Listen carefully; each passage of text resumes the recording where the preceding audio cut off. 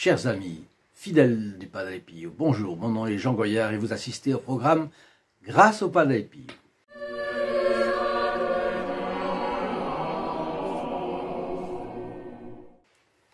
Encore une fois, nous allons aujourd'hui commenter vos commentaires, notre courrier des lecteurs aujourd'hui. Alors là, nous avons le témoignage d'une dame qui a été très aidée par le Padre Pio. Vous voyez, il y a des personnes, c'est normal, nous sommes si nombreux dans la vie. Donc il y a des personnes qui sont dans une phase merveilleuse de conversion, d'autres qui sont dans un moment d'épreuve, et tout cela, ça bouge constamment.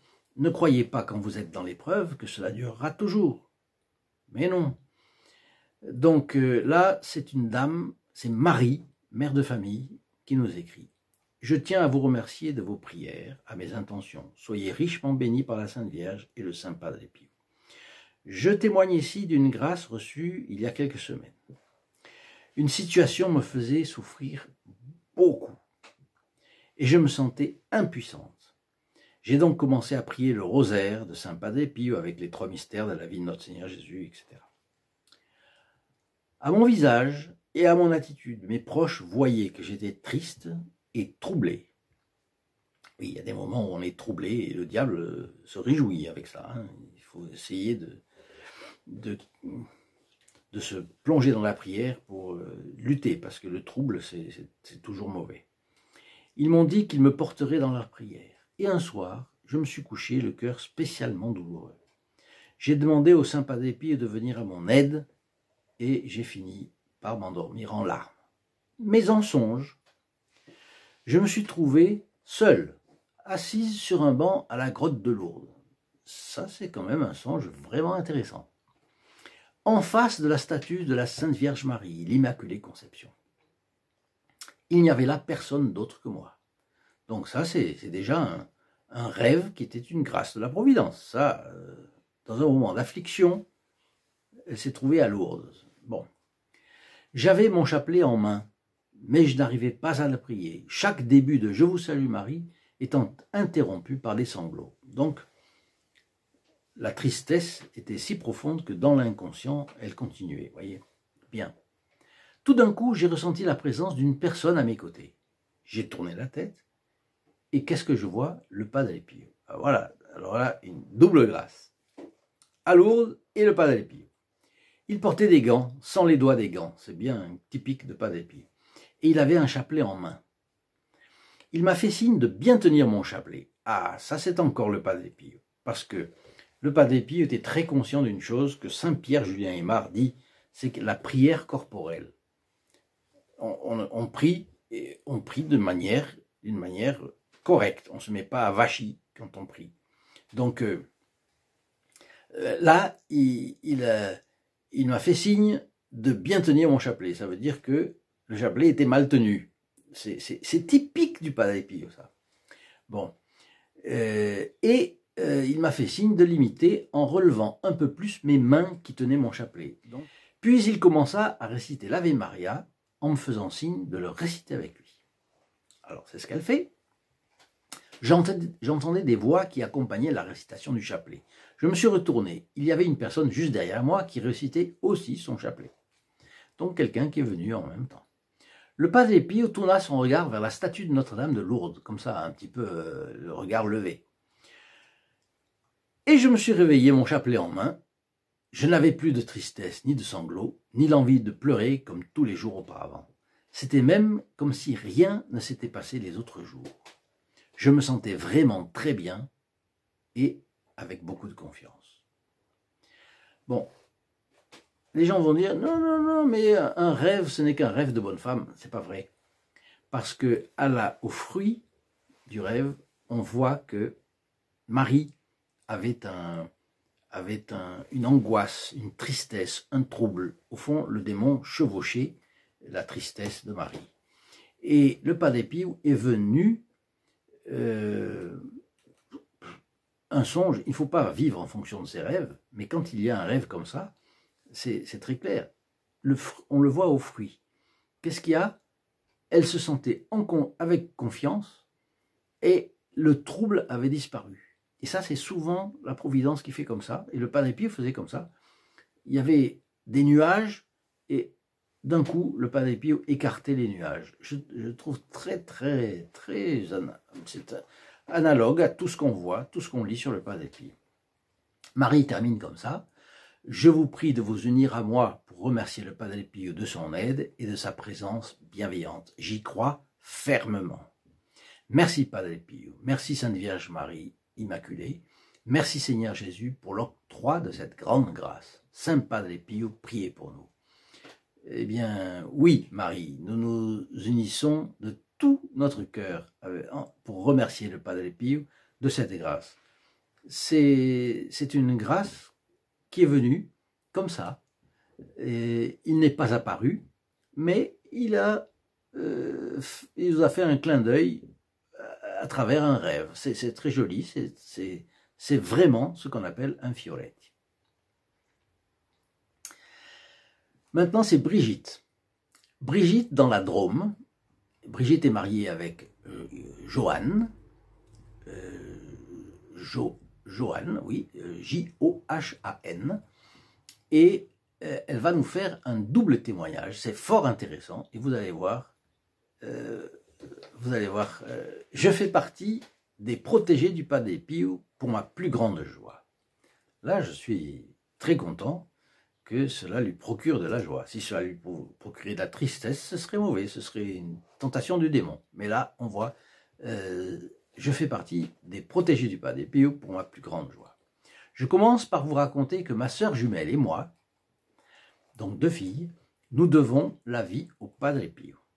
En 1955, nos parents, qui avaient déjà 5 enfants, ont fait un pèlerinage sur le Padre Pio. Ils ont assisté à sa messe et lui ont fait passer un billet. Sur ce billet, mon père, la médecine m'interdit d'avoir d'autres enfants, mais mon mari et moi avons toujours souhaité une grande famille et notre cœur a encore de la place pour en recevoir un de plus. Padre Pio a fait dire à mes parents, par le biais du capucin qui avait fait l'intermédiaire, « Vous en aurez d'autres », au pluriel, « et ils vous rendront la santé. » Tiens, alors, c'est fort intéressant, Brigitte commente. Notre mère avait déjà eu 2 jumeaux, mais ils avaient été si gros, 4 kilos et 4 kilos et demi, il faut dire que c'est incroyable, que son utérus avait failli se rompre et les médecins avaient interdit notre grossesse. De plus, notre mère était atteinte de rhumatisme articulaire depuis ses 12 ans et ses grossesses déclenchaient des crises très fortes. C'est ainsi que nous sommes nés, ma sœur et moi.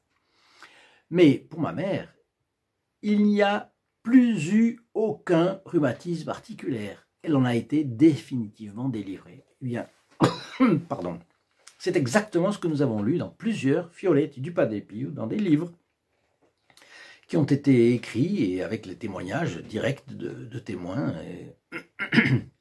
Donc voilà, Brigitte et sa sœur sont nées sous la prière du Padre Pio et c'est vraiment formidable. Mais on sait que le Padre Pio était très attentif justement à ce genre de problème. Énormément de femmes ont eu des grâces comme ça. Le deuxième témoignage de cette même Brigitte qui nous a écrit de la Drôme. Je me suis marié et nous avons eu 6 enfants. Mon aîné a épousé un garçon très fidèle du Padre Pio, dont les parents appartenaient à un groupe de prière du Padre Pio en Suisse. Par sa grand-mère italienne, il a reçu des reliques du Padre Pio, une mèche de cheveux. Ces reliques qui ont été acquises par sa grand-mère, par la sœur de sa grand-mère qui était religieuse. Ces reliques ont parfois séjourné chez nous et nous vivions cette grâce comme habituelle. Jusqu'au jour où ma fille et mon gendre ont envoyé ces reliques à l'autre bout de la France dans le but d'aider un petit garçon atteint de leucémie. Évidemment, il a fallu attendre l'autorisation des médecins et un protocole spécial pour que les reliques pénètrent dans la bulle stérile de l'enfant. Ces reliques ont donc attendu quelques jours dans un appartement chez des amis des parents de cet enfant. Puis, au printemps dernier, l'appartement a été cambriolé et les reliques du Padre Pio ont disparu. Cette perte nous affecte beaucoup. Nous avons des scrupules. aurions-nous dû les confier à une structure religieuse ou une œuvre d'apostolat telle que la vôtre? Qu'en pensez-vous? Pouvons-nous demander au Padre Pio de nous les retrouver? Ou bien accepter la situation et nous dire que ces reliques font leur travail là où elles se trouvent? En réalité, quand arrive une chose comme ça, on regrette et on a tendance à se dire qu'on a une faute. Dans ce cas-là, vous n'avez absolument aucune faute, Brigitte. Absolument aucune faute. Ni vos enfants, votre gendre et votre fille, en réalité, ont fait une chose par pure charité, par pur amour de Dieu. D'abord, par foi dans les reliques du Padre Pio, foi qu'elle pourrait aider. Ensuite, on l'envoie à un petit leucémique qui... donc on compatit à la misère d'autrui, exactement ce que le Padre Pio aurait fait. Et puis, malchance ou démon, les reliques disparaissent dans un cambriolage. Elles n'avaient aucun aspect de choses précieuses, me dites-vous, mais oui, mais le fait est qu'elles ont disparu. C'est une épreuve, mais vous pouvez prier le Padre Pio, bien sûr, de vous les retrouver, mais comment? Enfin, il faisait des miracles, mais bon. Deuxièmement, aurions-nous dû les confier à une structure religieuse ou une œuvre d'apostolat telle que la vôtre? Bien sûr, nous serions ravis, vous en doutez bien, mais vous n'auriez pas dû, non, vous auriez pu, mais vous n'auriez pas dû. C'est pas du tout, il ne faut pas être janséniste, il ne faut pas se battre la coule pour ce qui n'est pas le cas de... Non, une structure religieuse, pourquoi? Pas forcément. Une œuvre d'apostolat, pas forcément non plus. L'important de ces reliques, c'est effectivement qu'elles soient en contact avec les personnes, le plus de personnes possible. Non, vous ne pouviez rien faire de plus, à mon avis. Alors, elles font leur travail là où elles se trouvent. Bon, ça dépend. Parce que ce n'est pas un talisman, une relique du Padre Pio. C'est la dévotion qu'on a pour la relique qui fait que on obtient des grâces. Si elles ont disparu, que personne ne sait, que ce n'est pas marqué dessus, que c'est une relique, je ne vois pas. Mais par contre, d'un mal, Dieu peut tirer un bien. Et c'est dans cet espoir-là que vous devez vivre. Peut-être maintenant aurez-vous plus de dévotion à cause de ça, parce que c'est un choc. Ou alors il faut être résigné, il faut l'accepter, il faut l'offrir au bon Dieu, et puis peut-être en retrouverez-vous une autre encore plus significative. Et il faut être très calme dans ce genre de problème. Bon, vous nous ajoutez, pourriez-vous faire envoyer aussi une photo du Padre Pio à une jeune femme qui a attendu et gardé son bébé, on comprend très bien quel a été le problème, l'été dernier, malgré une terrible pression de son mari pour le supprimer au motif qu'elle est fibromyalgique. Voilà, donc elle a une maladie qui pèse énormément, c'est une maladie qui peut avoir des conséquences sur l'enfant, etc. Donc le père, allez, avortement. Eh bien non, elle a été héroïque, elle a donné naissance à son fils, mais toute seule, parce que maintenant le père demande le divorce. Donc voilà, elle veut faire le bien, et parce qu'elle ne veut pas tuer son enfant, et s'ajoute le problème du divorce. Bon, on peut dire que son mari, si il fait cela, eh bien, il n'aura pas été digne d'être marié avec sa femme. Voilà la chose, tout carrément dite.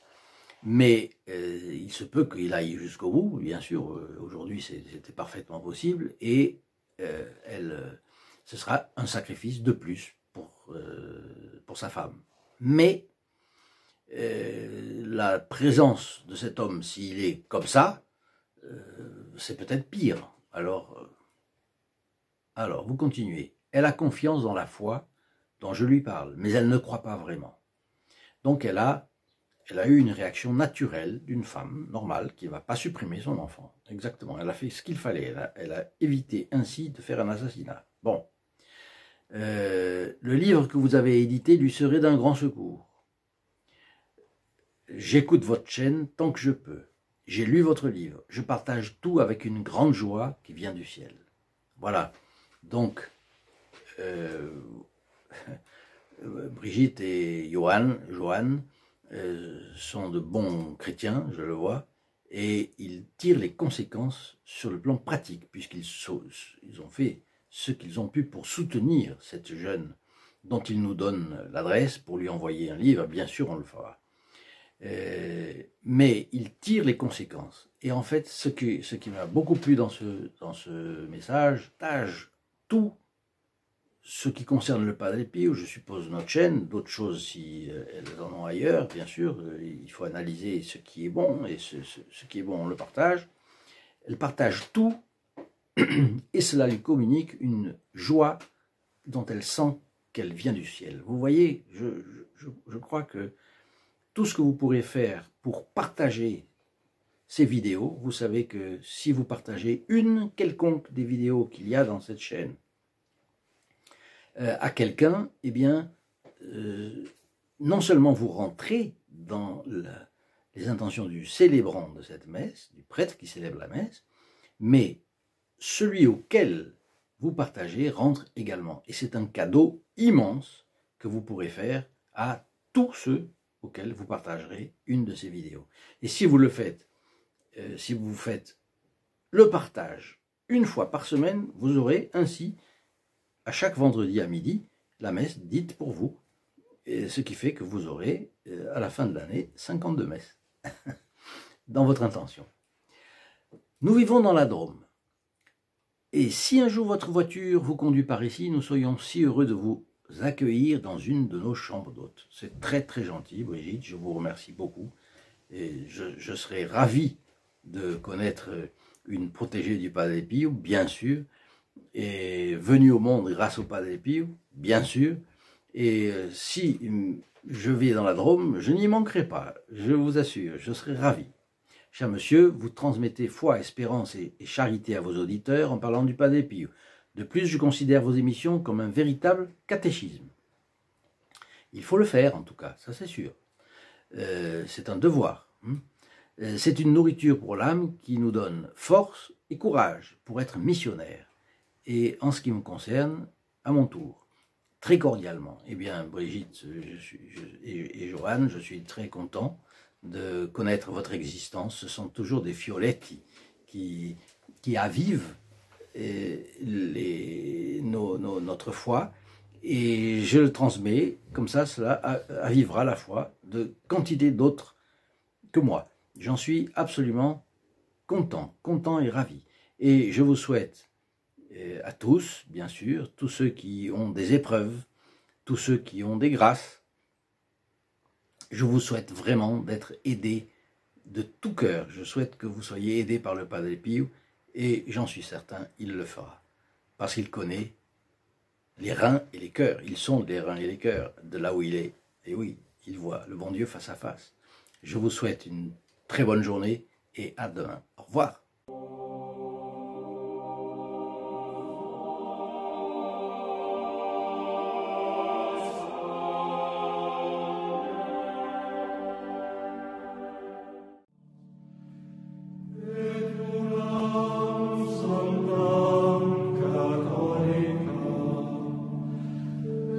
Apostolica Ecclesia